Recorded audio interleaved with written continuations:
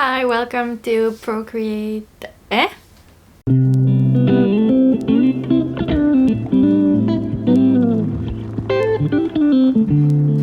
Hi, welcome to a new vlog. This week is the number 7 in my mini Procreate series.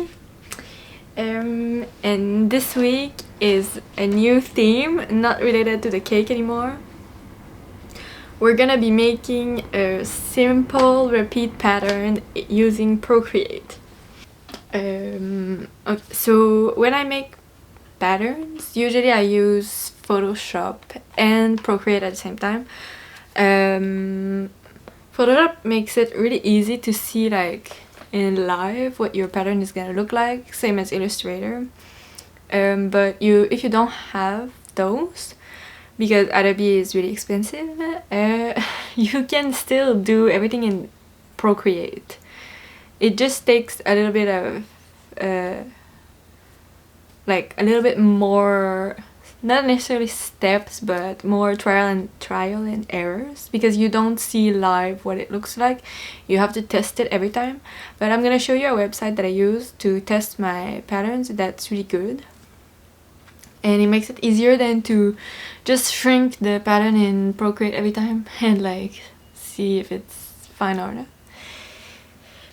So yeah, we're gonna do that. I decided to use a pattern that I started but never finished for this video. I thought it would be a good opportunity to finish it. But you don't have to do what I'm doing now. You can do whatever you want. You're gonna say it's really not that complicated once you have your elements drawn. I'll give you like a basic idea of how many big elements you need, how many medium and how many small, but we're gonna make a really simple one today, okay? Because it gets complicated quite fast. Like once you know what you're doing, it's fine, but at first it's a lot of things to keep in mind. So we're gonna go with few elements today. I have 3 big main elements. I'm gonna show you. They're drawn upside down, but like this. My theme is gonna be retro cafe. So I made a pudding, a coffee cup and some pancakes with syrup and butter. And now I'll just have to draw some medium and small elements to add to like fill in the gaps. Okay. So first we're gonna go over also the size of the canvas that we're gonna use and the resolution also. Okay, so when I make patterns, I have a preset already that I made, which is 12 inches by 12 inches in RGB colors. So that's what I made. And the resolution is 350 dpi, ppi, whatever, which one is on there written, I forgot. 350 dpi. Okay, so now we have 3 big elements and we're gonna draw medium ones.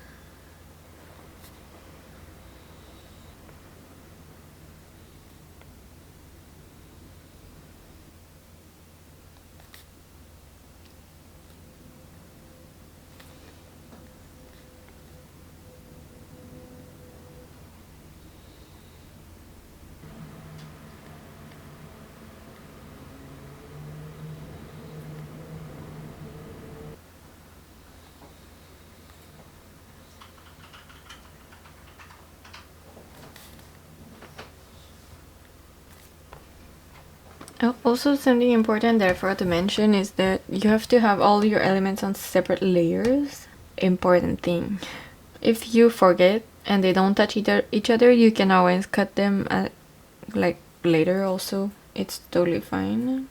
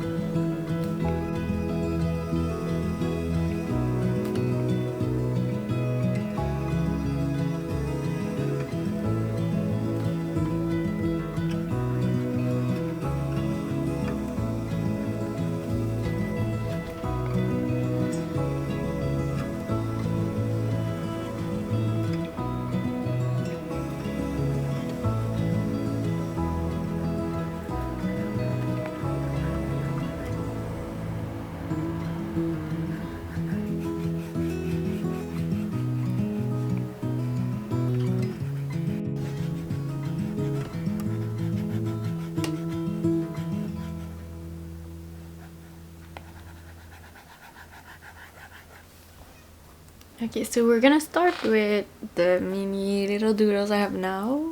I'm gonna add more. I just need to search on Pinterest what to add. I'm not sure. I need more ideas, I think.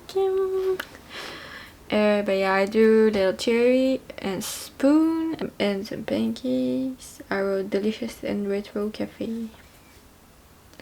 So we're gonna start with that.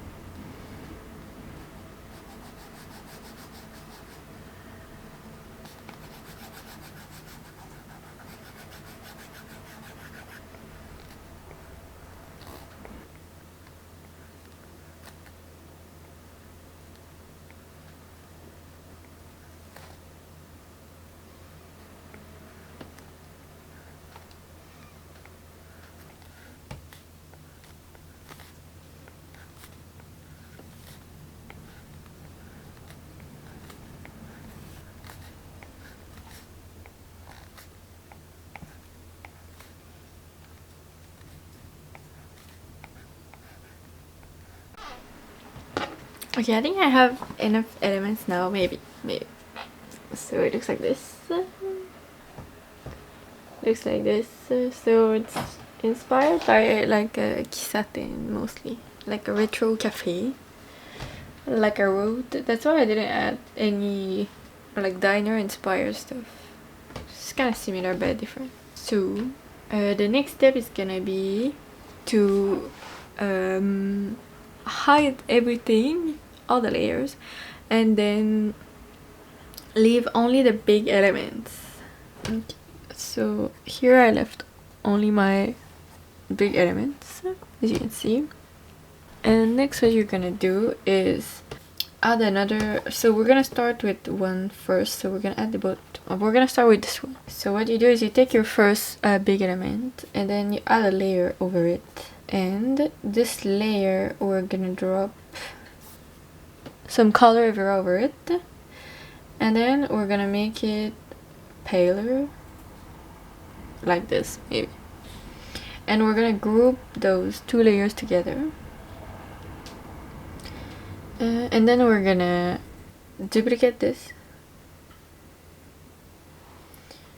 We're gonna hide the top layer. We're gonna take our first layer. We're gonna take the little arrow tool and then go at the bottom and click on uniform and then magnets. And we're gonna use both like this. And I think I want this one to be maybe at the top here. Let's see.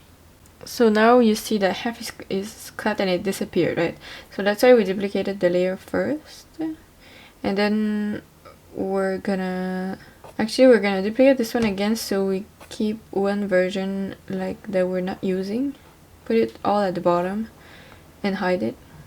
And then we're gonna take our other layer that's like in the middle here, full, and we're gonna slide down this layer until it's like flush here with the other one. That's why we take another color layer on top so that you can see once the color becomes the same, it means there's nothing like on top of each other. So this is gonna repeat perfectly always, like from top to bottom. So next, I think you know the layer at the bottom that I made, the copy. I think we're gonna make a copy of everything actually, and I like add it there so they're all together, the copies. So now we're gonna do the same with our second one. We're gonna open it like this. Maybe I'm thinking this one I might leave it here. And once this is done, you can delete actually the colored layer. I think the coffee we're gonna leave it here for now. So now we're gonna go to the pancake. And I think I want the pancake to be bigger, so I'm gonna do something I'm not supposed to do and make it bigger. And let's see what it's looking like. If it's too blurry, it looks fine. It looks fine. Sometimes it's fine, sometimes it gets very blurry, but usually when you have a lot of pixels, it's usually fine to make it a little bit bigger. So this one I wanted to go out on the right side and come back from this side. So we're gonna duplicate the layer to have two. We're gonna add our ugly layer over both and then group them together. I could have just duplicate it, like I don't know why I did it like this time, but you can do, there's many ways to do everything, right? Okay, so like this, we have our layer. We're gonna hide the top one, take the bottom one, and then slide it maybe here. Looks great.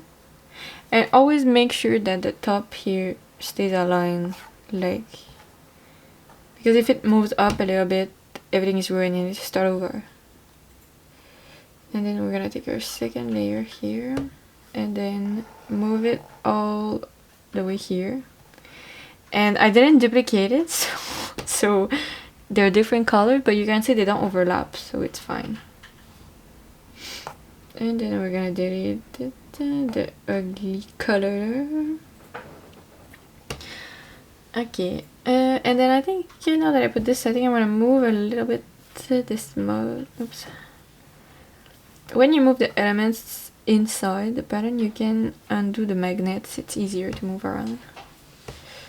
Okay, like this. And then we're gonna add our other elements. Maybe we're gonna go with the retro cafe. So retro cafe, I think for now it's gonna go here in the middle. What else is bigger? The other text. Oops. Okay, so the delicious, I think we're gonna flip it. And I think I wanted to go outside, so this time we're gonna go like the first time. Add the layer, group it, make it lower the opacity, duplicate it, hide the first layer on top, select the bottom one, and then oops, and then you see I forgot to add the magnets, so it's all misaligned and you don't want that. So we're gonna move it. I don't know if I like it here, but we can deal with that after. But I think it's a little bit too low for me, so I'm gonna select both layers and bring it up a little bit. Oops, like this. Everything looks aligned similar, so it should be fine. And now we delete the ugly layer. Alright, looking cute. Next we're gonna add the cherries, I think. And it looks nice here in the middle, I think, for now. Next we're gonna go the satin mark maybe. And I think we're gonna put it up there, so I'm gonna gonna add the ugly layer, group it, put the opacity lower, and then duplicate it. We're gonna go up like this.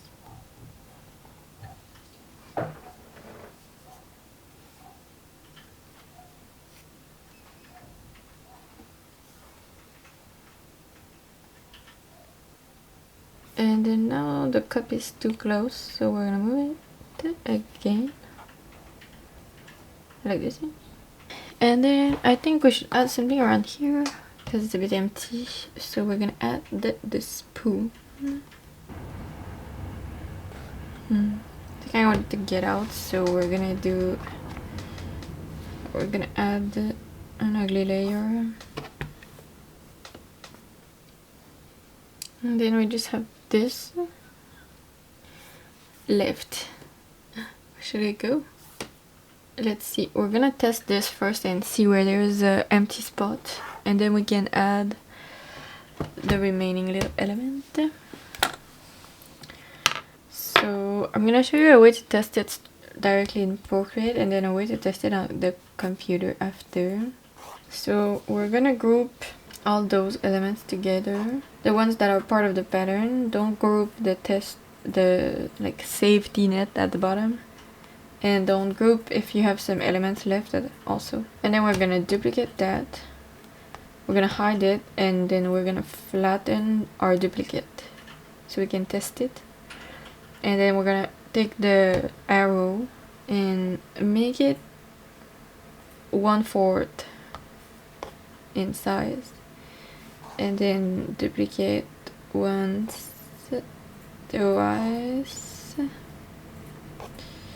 and once again, and then everything should fit like this beautifully. So I can see there's a hole in the middle, and this is probably where our little remaining element is gonna go, right here. So you can group all of this for test 1, you can call it. Okay, and then hide it, and then go back to this, and we're gonna add our remaining element, at least mine. And then wait, I just need to figure out where it is. In between this and okay, so technically it's here, here, here. Okay. So we're gonna have to duplicate this one, and wait, I need to bring one to the safety. Yeah, then it's too high right now, so but don't worry about it.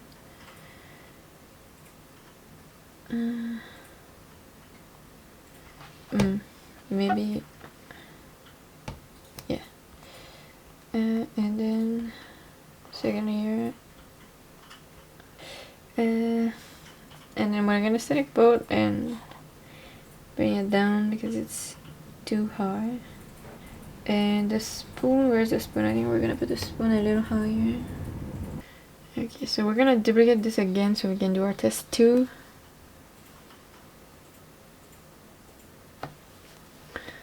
It's a little too high still, this one, so we're gonna put it lower, and then this is gonna be test 2. You can delete them if you want, or you can keep them. So okay, we're gonna go back here. Let's select both, but I think they're gonna have to come down here. Okay, so wait, we're gonna add an ugly layer. So they're all grouped together, like the both sides now. And we're gonna duplicate it because we want it to go out the top too. It's too high. Maybe like this.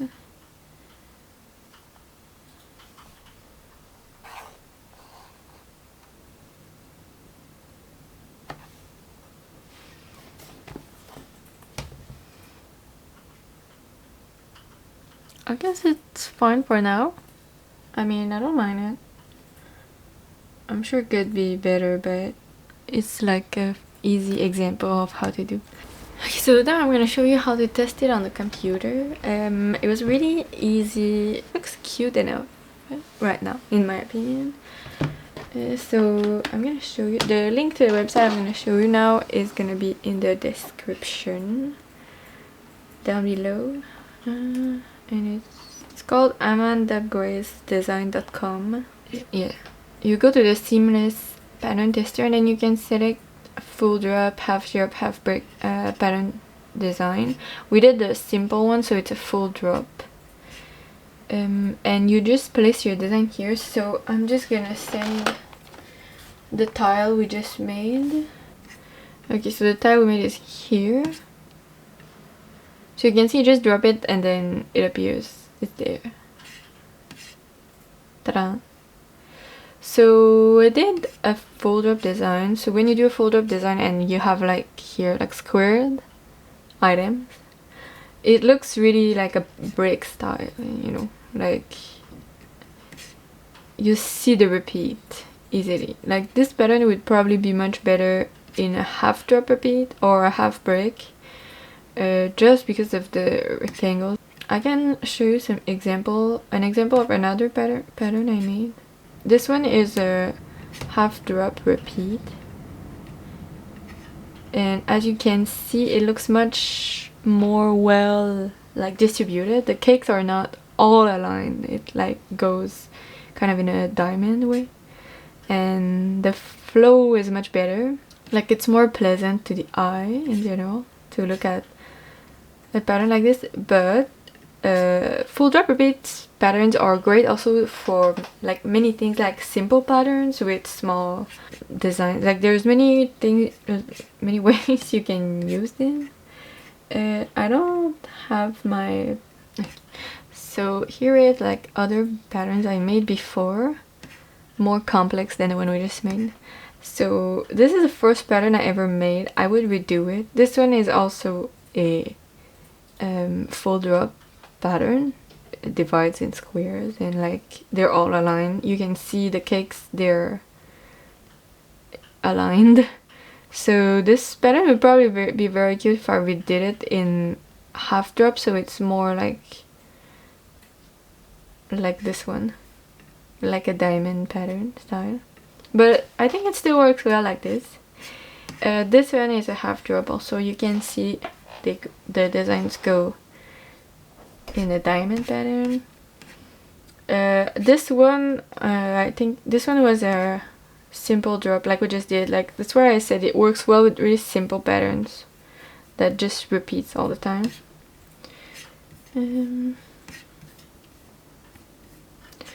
I also have this one that's in a like a full drop repeat, and it still works fine. It's pretty good. Most of the elements are in similar size, so I think it works well. This one too is the same. Oh, I think this one... Oh no, this one was my first one in half drop repeat. You can see the peach repeats here. And then this one is also half drop. This one is a simple repeat, also a full drop.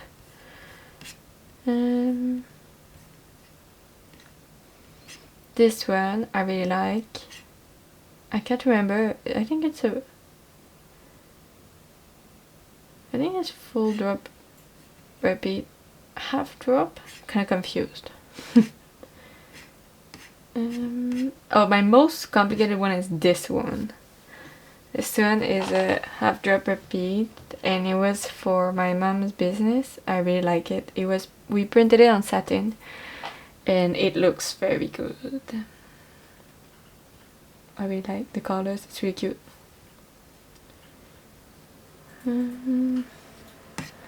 This one I did also, it's for sale. Most of them are for sale on my Spoon Flower shop. This one is like the only one I sold. This one is hand painted. You can see if I zoom enough maybe. Yeah, you can see all the glitter paint I used.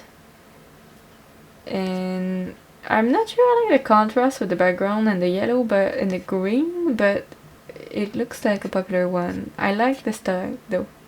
I would like to do more like this. It's really time consuming to do it by hand though, but it looks pretty nice. Like you can see all the texture. It's really great. This one, there's not enough color contrast. I don't really like it. I like the theme though. I think it's very cute, but I would want to work on the color contrast. And this one is a full drop also. You can see it like keeps repeating. Yeah, this one needs some tweaking. This one is a little cute kitchen one I made, and it's also a full drop repeat. It's hard to see because it's switch color, but you can see the chickens, they're all aligned. But yeah, here is most of my patterns that I made.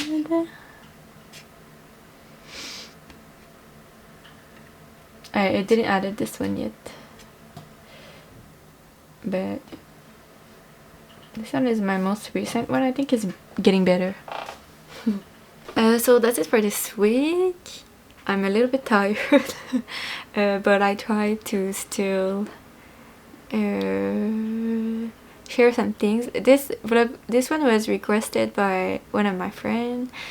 She wanted to know how to do repeat patterns in Procreate, so I thought it would be a good idea. But yeah, you can like if you did it along me or not, you can do same thing I did if you want, like similar style, or you can do whatever you want and just follow the process, like the same process. And just keep in mind that you need a small amount of bigger elements and then a medium amount of medium one and small ones to fill the gaps. If everything is too big, it doesn't look that great. It's gonna just look like too jam. And if everything is all small, it can work though. But there's gonna be less contrast. So usually if it's all small, it's mostly for mini flower pattern and stuff like that. But yeah, usually you wanna have like, if you're making, like there's many different, I don't want to get too in detail with the pattern, but like if you're making a pattern collection, you're gonna think a little bit differently about things. But if you just want to make one pattern to practice and learn how to do it, doing it with like bigger elements and smaller ones is a good way of like practicing making things look well balanced, I think, because you have like the size of the illustrations to help you kind of organize it. I don't know. For me, it worked well that way. I think making patterns with very small elements, like the one I did for my mom, is much harder than using bigger elements mixed with smaller elements. So I think that's it for this week. I feel like I might have skipped over important details. I don't know. I know that I forget important things most of the time. I skip over the important part often. But, I'm trying. Okay. So I guess that's it. So I'll see you next week. Have a nice weekend. Bye.